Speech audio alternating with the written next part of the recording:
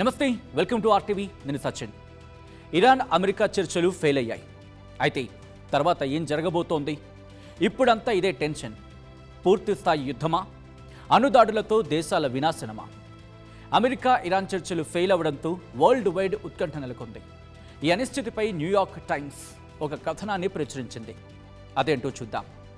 చర్చలు ఎందుకు ఫెయిల్ అయ్యాయి? దాదాపు 25 గంటల పాటు ఇరాన్తో జేడీ వ్యాన్స్ సుదీర్ఘంగా చర్చలు జరిపారు. మీరు అణు సామర్థ్యాన్ని పూర్తిగా వదులుకోండి, ఇది మా అధ్యక్షుడు ట్రంప్ ఫైనల్ వార్నింగ్. డిస్కషన్ టేబుల్పై ఇరాన్కు జేడీ వ్యాన్స్ స్పష్టం చేసిన మాటలు.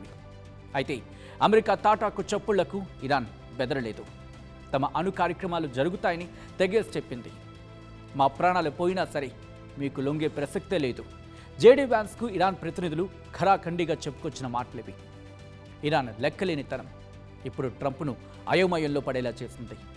38 రోజుల యుద్ధంతో ఇరాన్ ఆయుధ సంపత్తి దెబ్బతిన్న మాట వాస్తవమే. కానీ ఇరాన్ ఎక్కడా లొంగకుండా అమెరికాకు షాక్ ఇవ్వడం సర్వత్రా చర్చకు తెరలేపింది. ఇక ట్రంప్ ముందు 2 దారులే మిగులున్నాయి. ఇరాన్తో మళ్ళీ చర్చలు జరపడం, లేదా తిరిగి యుద్ధం ప్రారంభించడం. యుద్ధం మళ్ళీ మొదలవుతుందా? మళ్ళీ వార్ స్టార్ట్ అయితే ఏం జరగబోతోంది?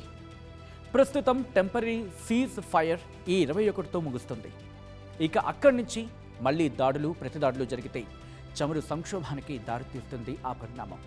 దీంతో ప్రపంచవ్యాప్తంగా 20% ఆయిల్ సరఫరా నిలిచిపోతుంది. ఇప్పటికే 3.3%గా ఉన్న ద్రవ్యోల్బణం మరింత పెరుగుతుంది. ఫలితంగా పెట్రోల్ ధరలు ఆకాశాన్ని తాకుతాయి.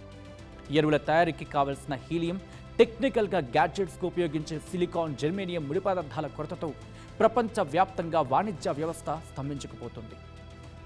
ఫలితంగా ఆయా దేశాల్లో నిల్వ ఉన్న వస్తువుల రేట్లకు మరింత రెక్కలొస్తాయి.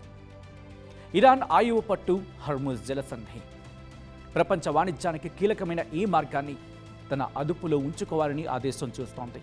అలాగే అమెరికా వదిలిన ప్రతి బుల్లెట్కు నష్టపరిహారం చెల్లించాలని ఇరాన్ డిమాండ్ చేస్తోంది. అయితే దీనికి అమెరికా నో అంటోంది. ప్రస్తుతానికి 2 దేశాలు తామే గెలిచామని భావిస్తూ ఉన్నాయి, చెప్పుకుంటూ ఉన్నాయి కూడా. దాడులతో ఇరాన్ను కోలుకొనేయకుండా చేశామని అమెరికా జబ్బలు చరుచుకుంటూ ఉంటే, అమెరికా దాడులను తట్టుకొని నిలబడ్డామని ఇరాన్ ధీమాగా ఉంది.